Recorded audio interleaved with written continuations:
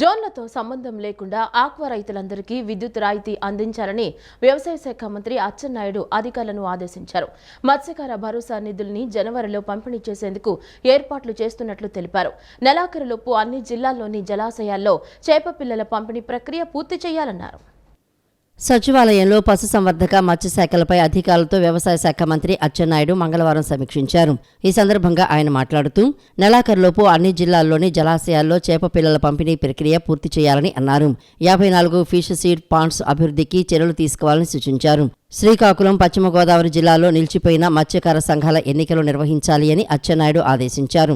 మత్స్యకారులకు ఇంధన రాయితీ కింద 6.67 కోట్ల నిధుల్ని మంత్రి విడుదల చేశారు. పశు కిసాన్ క్రెడిట్ కార్డులపై పశుపోషకులు, కోళ్ల పెంపకందారులకు 2 లక్షల వరకు హామీ లేని రుణాన్ని 3% వడ్డీపై అందిస్తున్నట్లు వెల్లడించారు. పశుసంవర్ధక శాఖలో ఖాళీగా ఉన్న పోస్టులు భర్తీ చేయాలని, ఆసుపత్రి భవనాల నిర్మాణాలు, మరమ్మతులకు ప్రతిపాదనలు రూపొందించాలని చెప్పారు. మచిలీపట్నంలో పేర్ని నాని కుటుంబ సభ్యుల పేరుతో నిర్వహిస్తున్న గోదాముల్లో పౌర సరఫరాల శాఖ నిల్వ చేసిన బియ్యం మాయమైన వ్యవహారంలో సమగ్ర విచారణ తర్వాత బాధ్యులపై చట్ట ప్రకారం చర్యలు తీసుకుంటామని రాష్ట్ర పౌర సరఫరాల శాఖ మంత్రి నాదెండ్ల మనోహర్ స్పష్టం చేశారు. బియ్యం మాయం ఘటనపై రెవెన్యూ, పోలీస్, పౌర సరఫరాల శాఖలు లోతుగా విచారణ చేస్తున్నాయన్నారు. తెనాలిలోని క్యాంపు కార్యాలయంలో మంగళవారం మంత్రి నాదెండ్ల మనోహర్ విలేకరుల సమావేశం నిర్వహించారు. సమావేశంలో ఆయన మాట్లాడుతూ బియ్యం మాయం ఘటనపై రెవెన్యూ, పోలీసు, పౌర సరఫరాల శాఖలు లోతుగా విచారణ చేస్తున్నాయని తెలిపారు. పౌర సరఫరాల శాఖ సేకరించిన ధాన్యాన్ని 1300 రైసు మిల్లుల ద్వారా బియ్యంగా మార్చి 104 గోదాముల్లో నిల్వ చేస్తామని అన్నారు. ఇక్కడి నుంచి కార్డుదారులకు వసతి గృహాలు, అంగన్వాడీ కేంద్రాలకు ప్రతి నెల సరఫరా చేస్తామన్నారు. సంస్కరణలో భాగంగా పౌర సరఫరాల శాఖ ఎండీ మన్జీర్ జిలానీ నవంబర్ 26న వేర్ హౌస్ మేనేజ్మెంట్ సిస్టమ్ అనే సాఫ్ట్వేర్ను తీసుకువచ్చారని తెలిపారు. దీని సాయంతో ఎలా తనిఖీలు చేయాలో సిబ్బంది, గోదాముల పర్యవేక్షకులకు శిక్షణ ఇచ్చామని చెప్పారు. ఈ విషయం తెలియగానే నవంబర్ 27న మచిలీపట్నం జేఎస్ గోదాము నుంచి తమ వద్ద నిల్వల్లో 300 బస్తాలు తగ్గాయని, వేబ్రిడ్జిలో సాంకేతిక సమస్య వల్ల ఇలా జరిగిందని, తగ్గిన బియ్యం విలువకు సొమ్ము చెల్లిస్తామని లేఖ రాశారని అన్నారు. అయితే రికార్డులు పరిశీలిస్తే 4840 బియ్యం బస్తాలు మాయమైనట్లు అధికారులు ప్రాథమికంగా తేల్చారని అన్నారు. నోటీసులు ఇచ్చి తనిఖీకి గోదాము వద్దకు అధికారులు వెళితే నిర్వాహకులు సహకరించలేదని, దీంతో అధికారులు తాళాలు పగలగొట్టి అందులోని 4093 బస్తాల బియ్యాన్ని ఎంఎల్ఎస్ పాయింట్లకు తరలించారని అన్నారు. నోటీసులు ఇచ్చిన రోజే కోటి డీడీ రూపంలో చెల్లించారని తెలిపారు. ఇప్పటి వరకు 1.7 కోట్లు చెల్లించినట్లు చెప్పారు. 4840 బస్తాలకు నిబంధనల మేరకు 2,23,56,000 రూపాయలు చెల్లించాలని అన్నారు. చట్టం ముందు అందరూ సమానమేనని, ఎవరిపైనా కక్ష సాధింపు చర్యలు ఉండవని అన్నారు. తప్పు చేస్తే ఎవరూ తప్పించుకోలేరని తెలిపారు. డిసెంబర్ 10న పౌర సరఫరాల ఎండీ డబుల్ పెనాల్టీలు వేయాలని, జేఎస్ గోదాములను బ్లాక్ లిస్టులో ఉంచాలని నిర్ణయించి క్రిమినల్ చర్యలు తీసుకోవాలని పోలీసులకు ఫిర్యాదు చేశారు అని మంత్రి మనోహర్ తెలిపారు. గోడౌన్ తనిఖీ చేసి మేము నిర్ధారించుకోవాలని చెప్పి 13వ తారీఖున వీళ్ళు నోటీస్ ఇచ్చారు. ఆశ్చర్యం ఏంటంటే అదే రోజున 13వ తారీఖున హడావుడిగా వారి లాయర్ ద్వారా 13వ తారీఖున వీళ్ళు ₹1,00,00,000 డీడీలు, ఎందుకంటే ₹1,76,00,000 ₹70,56,000 అమౌంట్ పెనాల్టీగా నిర్ధారించాం కాబట్టి అదే రోజున వీళ్ళు ₹1,00,00,000 డీడీలు తీసుకొచ్చి 13వ తారీఖున కృష్ణా జిల్లా జాయింట్ కలెక్టర్ గారికి వారి అడ్వకేట్ ద్వారా వాళ్ళు అందించారు. సరే, 16వ తారీఖున సిబ్బంది అంతా వెళ్ళారు. దాదాపు గంటన్నర పైన అక్కడ వేచి ఉన్నా కూడా వీళ్ళెవరు రాలేదు, తలాలు కూడా తీయలేదు. చివరికి అధికారులు పర్మిషన్ తీసుకుని తలాలు పగలగొట్టి పంచనామాకి లోపలికి వెళ్ళి సిద్ధమైనప్పుడు ఈ యాజమాన్యం తరఫున అడ్వకేట్లు వచ్చారు. ఇంకెవరు రాలేదు, అడ్వకేట్లే వచ్చారు. పూర్తి స్థాయిలో విచారణ జరపడానికి కోసం వీళ్ళు రికార్డ్స్ అన్నీ కూడా సీజ్ చేసి బుక్స్ అన్నీ తీసుకున్న తర్వాత ఈ రోజుకి అక్కడ ఉన్న స్టాక్ అంతా కూడా దాదాపు 4093 బస్తాలు అక్కడి నుంచి మేము mandal level stocking points, MLS points అంటారు, ఈ మండల్ లెవెల్ స్టాకింగ్ పాయింట్స్కి షిఫ్ట్ చేయడం జరిగింది. ఈ రెండో గోడౌన్ పైన కూడా మాకు అనుమానాలు ఉన్నాయి, అక్కడ కూడా చెక్ చేసుకోవాల్సిన అవసరం ఉంది. ఈ స్టాక్ అంతా కూడా మనందరం గమనించాల్సింది ఏంటంటే గత ప్రభుత్వంలో ఒక బాధ్యత కలిగిన వ్యక్తి ప్రజల సొమ్ము, ప్రభుత్వానికి సంబంధించిన ఆస్తుల్ని ఈ విధంగా దారి మళ్ళిచ్చేస్తే ప్రజలు మీకు అప్పచెప్పిన బాధ్యతని ఎంత దారుణంగా వీళ్ళు నిర్వర్తించారో గతంలో ప్రజలకు అర్థమవ్వాలి. అధికారాన్ని అడ్డం పెట్టుకుని పేదల బియ్యాన్ని పందికొక్కుల్లా బొక్కి తిన్న పేర్ని నాని లాంటి అవినీతి పరుల్ని వదిలిపెట్టేది లేదని రాష్ట్ర గనులు, భూగర్భ వనరులు, ఎక్సైజ్ శాఖ మంత్రి కొల్లు రవీంద్ర ధ్వజమెత్తారు. గత ప్రభుత్వ హయాంలో చేసిన తప్పిదాలే ఈరోజు పేర్ని నాని లాంటి వారిని బట్టలూడదీసి రోడ్డుపై కూర్చోబెడుతున్నాయన్నారు. మంగళగిరిలోని తెలుగుదేశం పార్టీ కేంద్ర కార్యాలయంలో రాష్ట్ర గనులు, భూగర్భ వనరులు, ఎక్సైజ్ శాఖ మంత్రి కొల్లు రవీంద్ర మీడియా సమావేశాన్ని నిర్వహించారు. ఎక్కడ ఏం జరిగినా మీడియా ముందుకొచ్చి నీతి కబుర్లు చెప్పే పేర్ని నాని తన గోదాములో జరిగిన బియ్యం కుంభకోణం గురించి ఎందుకు మాట్లాడకుండా ఉండిపోయాడో సమాధానం చెప్పాలని డిమాండ్ చేశారు. తప్పు చేసిన ఏ ఒక్కరిని ప్రభుత్వం విడిచిపెట్టబోదని అన్నారు. గత 5 ఏళ్ల పాలనలో అన్ని స్కాములేనని వాటన్నింటినీ బయటికి తీసి అక్రమార్కులపై చర్యలు తీసుకుంటామని అన్నారు. గత ప్రభుత్వ హయాంలో చేసిన తప్పిదాలే ఈ రోజు పేర్ని నాని లాంటి వారిని బట్టలూడదీసి రోడ్డుపై కూర్చోబెడుతున్నాయని అన్నారు. పేదలకు చెందాల్సిన దాదాపు ₹1 కోటి విలువైన 3,708 బస్తాలు 187 టన్నుల బియ్యాన్ని బొక్కేశారు. జగన్ రెడ్డి అండ్ మాఫియా కుంభకోణాల్లో ఇది పిసరంత మాత్రమే. పేదల్ని దోచుకుని జేబులు నింపుకున్న ప్రతి కుంభకోణాన్ని బయటపెడతామని మంత్రి కొల్లు రవీంద్ర హెచ్చరించారు. పేర్ని నాని తప్పు లేకుంటే, రేషన్ స్కామ్లో తన పాత్ర లేకుంటే కుటుంబంతో కలిసి ఎందుకు పారిపోయాడో సమాధానం చెప్పాలని డిమాండ్ చేశారు. వారం రోజుల పాటు ఎక్కడెక్కడో దాక్కొని అకస్మాత్తుగా వచ్చి లెటర్ రాసి డబ్బులు ఇచ్చేస్తామనడం అంటే దొంగతనం ఒప్పుకున్నట్లే కదా అని అన్నారు. దొంగతనం చేసి దొంగ వెళ్లి డబ్బులు కట్టేస్తే దొర అవుతాడా అని ప్రశ్నించారు.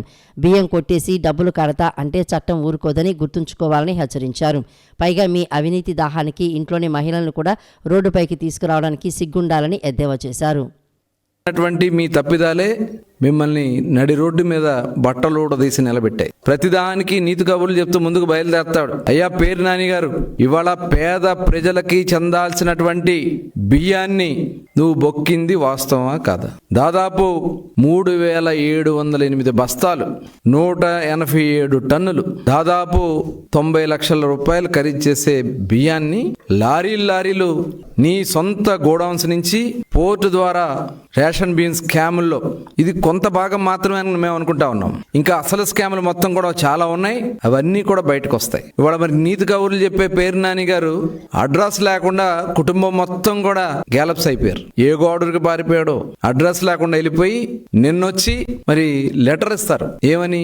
బియ్యం పోయింది వాస్తవమే, డబ్బులు కట్టేస్తా అంటే దొంగతనం చేసి దొంగ వెళ్ళి డబ్బులు కడితే దొరైపోతాడా? అయ్యా పేర్ని నాని గారు, మీరు కూడా మీ సొంత గోడౌన్స్ లో దొంగతనం చేసి ప్రభుత్వానికి నేను డబ్బులు కట్టేస్తానంటే నువ్వు సచ్చిరు కాడు. దేశవ్యాప్తంగా 11 మిలియన్లకు పైగా యువత మాదక ద్రవ్యాల బారిన పడుతున్నారని, ఇది ఆందోళనకర విషయమని పోలీస్ కమిషనర్ ఎస్వి రాజశేఖర్ బాబు అన్నారు. కేవలం చట్టం అమలుతో సమస్యకు పరిష్కారం దొరకదని, వాటిని నిర్మూలించేందుకు సమాజంలో అందరూ కలిసికట్టుగా ముందుకు సాగాలని పిలుపునిచ్చారు. యువత మాదక ద్రవ్య రహిత జీవనానికి ఆదర్శంగా నిలవాలన్నారు.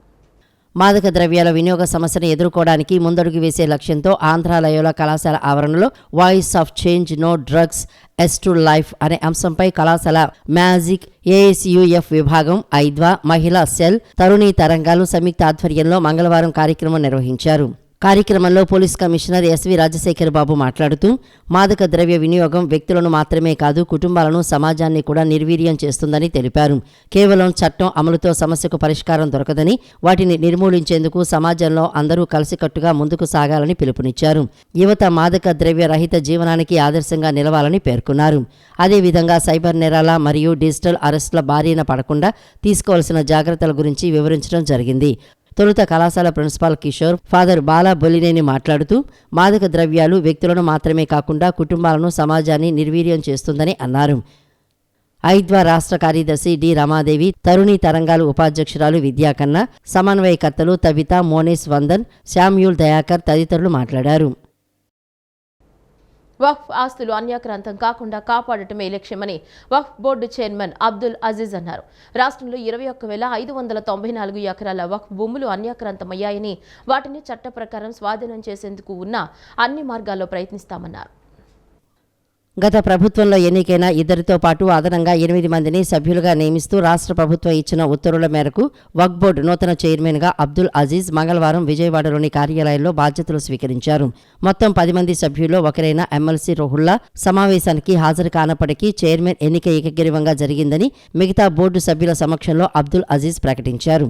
ఈ సందర్భంగా ఆయన మాట్లాడుతూ రాష్ట్రంలో 21,594 ఎకరాల వక్ఫ్ భూములు అన్యాక్రాంతమయ్యాయని, వాటిని చట్ట ప్రకారం స్వాధీనం చేసుకునేందుకు ఉన్న అన్ని మార్గాల్లో ప్రయత్నిస్తామని తెలిపారు. కొంతమంది వైఎస్ఆర్ కాంగ్రెస్ పార్టీ సభ్యులు బోర్డులో ఉండటంపై విలేకరులు అడిగిన ప్రశ్నలకు చైర్మన్ స్పందించారు.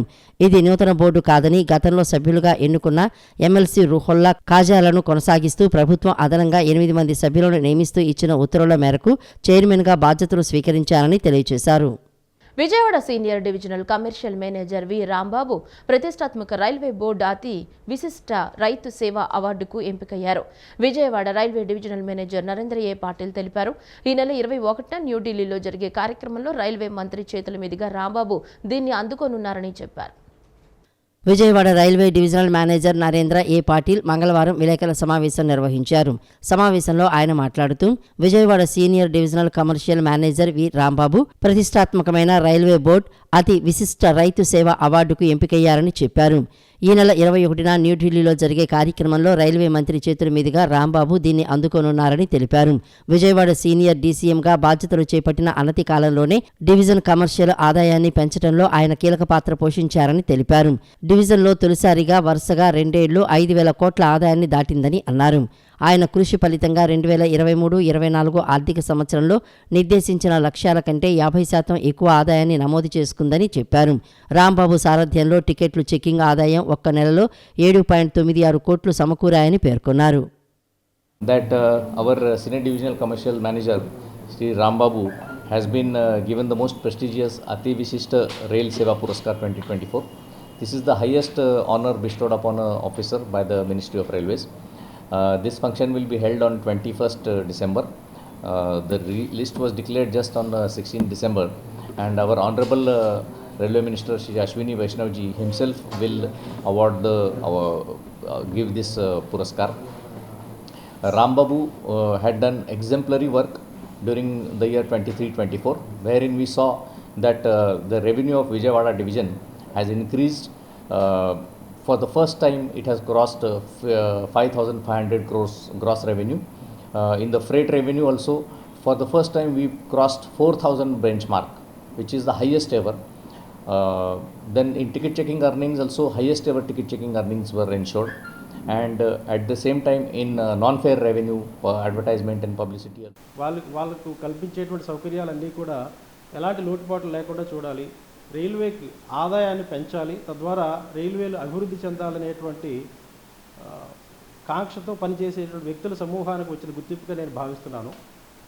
అలాగే గత 2 సంవత్సరాల్లో విజయవాడ డివిజన్లో సుమారుగా 5,000 కోట్ల పైగా ఆదాయాన్ని ప్రతి సంవత్సరం కూడా సంపాదించి, అలాగే వస్తు రవాణాలో 4,000 కోట్ల చారిత్రాత్మకమైనటువంటి 4,000 కోట్ల ఆదాయాన్ని కూడా సంపాదించి గత సంవత్సరం 2023-24 ఆర్థిక సంవత్సరం సంపాదించినందుకు గాను ఈ గౌరవం వాణిజ్య విభాగానికి చెందుతుందనేటువంటిది నా అభిప్రాయం.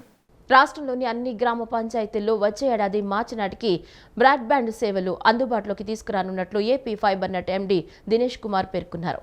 భారత్ నెట్ 2వ దశ ప్రాజెక్టులో చేపట్టిన పనులపై విజయవాడలోని బీఎస్ఎన్ఎల్ ప్రధాన కార్యాలయంలో మంగళవారం భారత నిధి అధికారులతో ఆయన సమీక్షించారు. ఈ సందర్భంగా దినేష్ కుమార్ మాట్లాడుతూ భారత్ నెట్ పథకంలో భాగంగా మార్చి నాటికి 11,254 పంచాయతీల్లో బ్రాడ్బ్యాండ్ కనెక్టివిటీ కల్పిస్తామన్నారు. అన్ని పంచాయతీలకు బ్రాడ్బ్యాండ్ సేవలు కల్పించడం ద్వారా డిజిటల్ పంచాయతీల దిశగా రాష్ట్రం వేగంగా అడుగులు వేస్తుందని పేర్కొన్నారు. భవానీ దీక్షల విరమణ సందర్భంగా తరలివచ్చే భక్తులకు ఎలాంటి ఇబ్బందులు తలెత్తకుండా త్వరితగతిన అమ్మవారి దర్శనమయ్యేలా చూడాలని పోలీస్ కమిషనర్ ఎస్వి రాజశేఖర్ బాబు సూచించారు. గిరి ప్రదక్షిణ సమయంలో ఎలాంటి ఇబ్బందులు కలగకుండా చూడాలన్నారు. ఇబ్బందులు లేకుండా దీక్షల విరమణ సజావుగా సాగేందుకు భవానీ దీక్ష 2024 యాప్ రూపొందించారని తెలిపారు. నగరంలోని పోలీస్ కమాండ్ కంట్రోల్ కేంద్రంలో పోలీస్ కమిషనర్ ఎస్వి రాజశేఖర్ బాబు పోలీసు అధికారులతో సమీక్షించారు. ఇబ్బందులు లేకుండా దీక్షల విరమణ సజావుగా సాగేందుకు భవానీ దీక్ష 2024 యాప్ రూపొందించారని తెలిపారు. దీని గురించి అందరికీ తెలియచేయాలని సూచించారు. యాప్నకు సంబంధించి ఏవైనా ఇబ్బందులు ఎదురైనా దాని గురించి తెలుసుకోవాలన్నా సమీపంలోని సచివాలయంలో ఉన్న మహిళా పోలీసులను సంప్రదించాలని చెప్పారు. వారు పూర్తి సమాచారం అందించడంతో పాటు యాప్ డౌన్లోడ్ చేయడానికి సహకారం అందిస్తారని తెలిపారు. ఈ సమావేశంలో డీసీపీలు గౌతమశాలి, తిరుమల్లేశ్వర్ రెడ్డి, ఉమామహేశ్వరరాజు, ఎస్వి ఉదయరాణి, డి ప్రసాద్ తదితరులు పాల్గొన్నారు. తనకి మీ అమూల్యమైన ఓటు వేసి గెలిపిస్తే దశ దిశ లక్ష్యాలతో ప్రకటించిన మేనిఫెస్టోలోని అంశాలపై మండలిలో పోరాడతానని పట్టభద్రుల అభ్యర్థి లగడపాటి వేణుగోపాల్ హామీ ఇచ్చారు. తాను 60 రోజుల్లో 33 నియోజకవర్గాలు ఎన్నికల ప్రచారాన్ని పూర్తి చేసినట్లు తెలియజేశారు. నగరంలోని స్టెల్లా కాలేజీ, సాయిబాబా గుడి రోడ్, విన్నర్ కాలేజీ నందు పట్టభద్రులు ఎమ్మెల్సీ ఇండిపెండెంట్ అభ్యర్థి లగడపాటి వేణుగోపాల్ విలేకరుల సమావేశాన్ని ఏర్పాటు చేశారు. ఈ సందర్భంగా ఆయన మాట్లాడుతూ రాష్ట్ర ప్రజలందరికీ క్రిస్మస్, నూతన సంవత్సర, సంక్రాంతి శుభాకాంక్షలు తెలిపారు. తన నూతన పర్యటనలో అనుభవాలను వివరిస్తూ 60 రోజుల్లో 33 నియోజకవర్గాలు ఎన్నికల ప్రచారాన్ని నిర్వహించినట్లు తెలియజేశారు. తన ఎన్నికల పర్యటన ఆద్యంతం ఆహ్లాదకరంగా సాగిందని, తనకు ఎంతో స్ఫూర్తినిచ్చే విధంగా ఎన్నికల ప్రచారం సాగిందన్నారు. తనకు మీ అమూల్యమైన ఓటును వేసి గెలిపిస్తే దిశ దశ లక్ష్యాలతో ప్రకటించిన మేనిఫెస్టోలోని అంశాలపై శాసనమండలిలో పోరాడతానని లగడపాటి వేణుగోపాల్ హామీ ఇచ్చారు. మనం 33 నియోజకవర్గాలు తిరిగే క్రమంలో మనకు కొన్ని సమస్యలు మన ముందుకు వచ్చాయి. మనం మేనిఫెస్టోలో 10 సమస్యలు ప్రస్తావించాం, కానీ ఇంకా కొన్ని సమస్యలు, వాటిలో ఉప సమస్యలు మనకి ముందుకు రావడం అనేది జరిగింది. మొదట మనం మాచర్ల వెళ్తే వచ్చింది, మొదట మనకి ఆడ పరిశ్రమలు ఉన్నాయి, సిమెంట్ ఫ్యాక్టరీలు. దానివల్ల ఫ్యాక్టరీల్లో పనిచేసే ఉద్యోగులకు ఆరోగ్య సమస్యలు రావడం అనేది జరుగుతూ ఉంది. వాటి మీద ఆరోగ్య భద్రత అనేది కలిగించాలి ఈ ఫ్యాక్టరీలో పనిచేసే వాళ్ళకి అనేది ఒక అంశం ముందుకు వచ్చింది. మళ్ళా గురుకులాల్లోకి వెళ్ళాం. మనం గురుకులాల్లోకి వెళ్తే ఏమొచ్చింది, మాకు ఉద్యోగ భద్రత లేదు, అలాగే మా జీతాలు చాలా స్వల్పంగా ఉన్నాయి అని ఇంకో అంశం ముందుకు వచ్చింది. గురుకులాల్లో పనిచేసే గెస్ట్ లెక్చర్స్ పాప వాళ్ళు కోరింది ఎక్కువేమి లేదు. మాకు గురుకులాల్లో పనిచేస్తున్న మాకు ఎంత ఇస్తున్నారు, 21,000 ఇస్తారు టీచర్గా, అయితే 28,000 ఏమైనా లెక్చర్గా ఇస్తారు. వాళ్ళు కోరిన కోరిక ఏంటంటే మాకు ఉద్యోగ భద్రత కల్పిస్తూ మమ్మల్ని జీతం పెరగడానికి ఒక అంశాన్ని ప్రస్తావించారు. ఏమి ప్రస్తావించారంటే మాకు కాంట్రాక్ట్ లెక్చరర్గా మమ్మల్ని టీచర్స్గా గుర్తించండి అని కోరారు. దీనివల్ల వాళ్ళకి వచ్చే ప్రయోజనం ఏంటి? వాళ్ళకి వచ్చే ప్రయోజనం ఏంటంటే ₹4 పెరుగుతాయి, అంటే 48,000కి వెళ్తాయి వాళ్ళ జీతాలు. కాబట్టి ఈ అంశాన్ని ప్రస్తావించారు. ఈ సమావేశంలో winners academy director Mujeer, English lecturer Harikrishna తదితరులు పాల్గొన్నారు. తెలంగాణ రెవెన్యూ మంత్రి పొంగులేటి శ్రీనివాసరెడ్డి ఆంధ్రప్రదేశ్ పారిశ్రామిక పాలసీపై అవగాహన రాహిత్యంతో మాట్లాడుతున్నారని AP TDC chairman doctor Nookasani Balaji విమర్శించారు. భారతదేశంలో ఆంధ్రప్రదేశ్ ప్రభుత్వం ఇండస్ట్రీ, టూరిజం పాలసీ ఇచ్చిన విధంగా ఏ రాష్ట్రం ఇవ్వలేదని ఘంటాపథంగా చెప్తున్నట్లు స్పష్టం చేశారు. గత వైసీపీ ప్రభుత్వం 5 ఏళ్ల పాలనలో ₹1 కూడా పెట్టుబడి పెట్టలేదని ధ్వజమెత్తారు. వచ్చే 6 నెలల్లో ఆంధ్రప్రదేశ్ రాష్ట్రాన్ని అద్భుతమైన పర్యాటక కేంద్రంగా అభివృద్ధి చేస్తామని స్పష్టం చేశారు. అదొక పిచ్చి కామెంట్, అర్థం లేని, అవగాహన లేని వ్యక్తులు మాట్లాడే మాటలు. ఒక్కసారి చూస్తే 1-2 రోజుల్లో మనకేం జరగబోతుందో తెలుస్తుంది. సాయంకాలానికి మీకు బాగా అర్థమవుతుంది. 6,000 కోట్ల రూపాయలు పెట్టుబడులు పెట్టడానికి ఇప్పుడు ఇన్వెస్టర్స్ సిద్ధంగా ఉన్నారు. చంద్రబాబు నాయుడు గారు పాలసీ చేస్తారు. భారతదేశంలోనే ఇలాంటి ఇండస్ట్రియల్ పాలసీ ఉంటే నేను పొంగులేటి శ్రీనివాసరెడ్డి గారు ఛాలెంజ్ చేస్తున్నాను, ఒకసారి చూపించు. This is the number 1 tourism policy, ఇంతవరకు ఎవరూ చేయనటువంటిది. ఆంధ్రప్రదేశ్ నీకు ఈవెన్ తెలంగాణను కూడా మించిపోయే విధంగా టూరిజం, ఎందుకంటే వాళ్ళకుంటే కొన్ని అవకాశాలు ఉంటాయి. మనకి ఈ కోస్టల్ లైన్ అంతా కూడా ఎన్ని రకాలుగా అభివృద్ధి చేయొచ్చు, అన్ని వనరులు ఉన్నాయి మనకు. జస్ట్ దిండి చూడండి, లంబసింగి చూడండి. Can you find such a type of Lambasingi in Telangana? ఏం తెలిసి మాట్లాడతారు? ఏదో వాళ్ళది ఏదని చెప్పాలి తప్ప ఇక్కడ రారు కాదు. మీరు ప్రమోట్ చేసుకుంటే ట్రై చేయండి. ఎవరు చేసినా ఈ దేశానికి గొప్ప. నీ రాష్ట్రం నా రాష్ట్రం కాదు, ఇక్కడ మళ్ళీ రీజనల్ ఫీలింగ్ ఉండకూడదు. అందరం కూడా ఆ రాష్ట్రాలను అభివృద్ధి చేసి భారతదేశం మనమంతా, we are all the Indians. So ఇక్కడ స్టేట్స్ని ప్రమోట్ చేసే కొద్ది, ఆల్ స్టేట్స్ ప్రమోట్ అయ్యే కొద్దీ ఇండియా గవర్నమెంట్ లేదా ఈ దేశం ప్రమోట్ అవుతుంది. కాబట్టి మా ఉద్దేశం ఏంటంటే వాళ్ళకంటే మేము ఎక్కువ అంటం లేదు. ఆంధ్రప్రదేశ్ భారతదేశంలో అగ్రగామి టూరిస్టు సెంటర్గా తయారవుతుందని మాత్రం నిర్వివాదాంశం. చిన్నారుల్లో దాగి ఉన్న సృజనాత్మకతను వెలికి తీసేందుకు డ్రీమ్ క్రియేషన్ సంస్థ చేస్తున్న కృషి అభినందనీయమని ప్రముఖ బాలీవుడ్ యాక్ట్రెస్ దీని బోస్ అన్నారు. నేటి కాలంలో చిన్నారులు మొబైల్ ఫోన్కు బానిసవుతున్నారని చెప్పారు. Painting, drawing, dancing, fashion show లాంటి కార్యక్రమాల ద్వారా చిన్న పిల్లల్లో ఉన్న చెడు ఆలోచనల్ని డైవర్ట్ చేయాలన్నారు. చిన్నారుల్లో ఉన్న సృజనాత్మకతను వెలికితీసేందుకు డ్రీమ్ క్రియేషన్స్ సంస్థ గురునానక్ కాలనీలోని ఓ కన్వెన్షన్ హాల్లో విద్యార్థులకు టాలెంట్ ఐకాన్ అవార్డ్స్ ప్రదాన కార్యక్రమం నిర్వహించింది. ప్రముఖ బాలీవుడ్ యాక్ట్రెస్ దీని బోస్, డాక్టర్ కె శ్రీదేవి చిన్నారులు పాల్గొన్నారు. ఈ సందర్భంగా వారు మాట్లాడుతూ నేటి కాలంలో చిన్నారులు మొబైల్ ఫోన్కు ఎడిట్ అవుతున్నారని, సామాజిక మాధ్యమాలు చిన్నపిల్లలను చెడుదోవ వైపు నడుపుతున్నాయని అన్నారు. Painting, drawing, dancing, fashion show లాంటి కార్యక్రమాల ద్వారా చిన్నపిల్లల్లో ఉన్న చెడు ఆలోచనలను డైవర్ట్ చేయాలన్నారు. ఇటువంటి కార్యక్రమాలు భవిష్యత్తులో వారి ఎదుగుదలకు ఉపయోగపడతాయని చెప్పారు. పిల్లల్లో ఉన్న ఆలోచన, సృజనాత్మకతపై తల్లిదండ్రులు సైతం దృష్టి సారించాలన్నారు. అటువంటి వారి టాలెంట్ వెలికితీసి టాలెంట్ ఐకాన్ అవార్డ్స్ ప్రదానం చేస్తున్న ఆర్గనైజర్స్కు ధన్యవాదాలు తెలిపారు. రాష్ట్రంలో ప్రతిభ గల విద్యార్థులు అనేక మంది ఉన్నారని, వారిలో ఉన్న ప్రతిభను వెలికితీస్తే రాష్ట్ర అభివృద్ధికి సైతం దోహదపడతాయని తెలియజేశారు.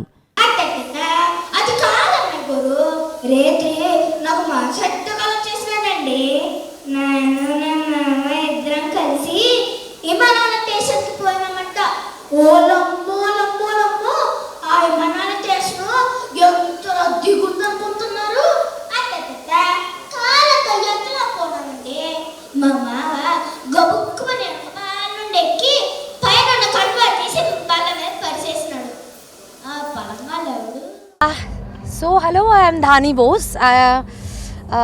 Just now I came here to attend a very prestigious program. It's Talent Icon Award, and I'm really happy to be here. And they are celebrating such a lovely program. And I'm just watching them, everybody, just like kids, they are super talented.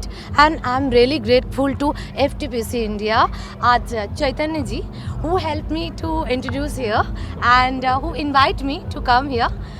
Thanks to all of you who invite me, and I'm really happy to be here. Thanks to all of you. మనం ఇక్కడ talent icon events Emmanuel conduct చేశారు. చాలా ప్రెస్టీజియస్గా కూడా ఇక్కడ జరుగుతుంది. It's 7th one. ఇందులో ఏంటంటే పిల్లల్లో అంటే యూజువల్గా ఈ చేయటం కూడా చాలా గ్రేట్. ఈవెన్ 4 years నుంచి కూడా మనం 16 years పిల్లలకి కూడా ఈ అవార్డ్స్ ఇవ్వటం, వాళ్ళల్లో అంటే ఈవెంట్ ఎంత బాగా చేశారంటే ఇంతకుముందు వాళ్ళు చేసిన టాలెంట్స్ని రికగ్నైజ్ చేసి ఇక్కడ అవార్డ్స్ పిల్లలందరికీ కూడా ఇస్తున్నారు. చాలా బాగుంది. ఇలా ఇవ్వటం వల్ల ఏంటంటే పిల్లలందరూ కూడా వాళ్ళు ఎడ్యుకేషన్తో పాటు ఈ ఈవెంట్స్ పార్టిసిపేట్ చేయడం వల్ల వాళ్ళలో సెల్ఫ్ కాన్ఫిడెన్స్ బాగా పెరుగుతుంది. 50 years 100 years ఉన్నటువంటి మనిషి వరకు ప్రతి వాళ్లకు సెల్ ఫోను ఎడిక్ట్ అవుతున్నారు. ఈ సెల్ ఫోన్లు వచ్చిన తర్వాత వ్యాయామం అనేది తగ్గిపోయింది. పిల్లల్లో ఆటలు, పాటలు ఇవి తక్కువైపోయి సెల్ ఫోన్కు ఎడిక్ట్ అవుతున్నారు. ఇటువంటి టైంలో స్కూళ్ళల్లో చదివేటటువంటి ఎడ్యుకేషన్ ఏదైతుందో వాటితో పాటు ఉండేటటువంటి ఆటలు, పాటలు తప్ప ఇంకేం లేవు. కాబట్టి ఇటువంటి ప్రోగ్రామ్స్ నడుస్తున్నప్పుడు ఈ ప్రోగ్రామ్ను నడిపిస్తున్నటువంటి ఎవరైతే ఈ ప్రోగ్రామ్స్ చేసే వాళ్ళు ఉన్నారో వాళ్లకు మనమందరం వాళ్ళందరినీ స్పోర్టివ్గా తీసుకొని వాళ్ళను ఆదర్శంగా తీసుకొని వాళ్లకు మనం చేదోడు వాదోడుగా ఉండి వాళ్ళని ఎంకరేజ్ చేయాలి. సో అందరికీ టాలెంట్స్ ఉంటాయి, కానీ ప్లాట్ఫామ్ దొరకడం చాలా కష్టం. So at the age of 18 I started this organization. So why can't I provide a platform for many people అని చెప్పి we have started this organization. So I'm very happy to gather all the talented people on one stage, and I would like to thank each and everyone who has supported for this event. So every year, this is our 7th year. So every year people are supporting for this event. ఈ వార్తలు ఇంతటితో సమాప్తం. నమస్కారం.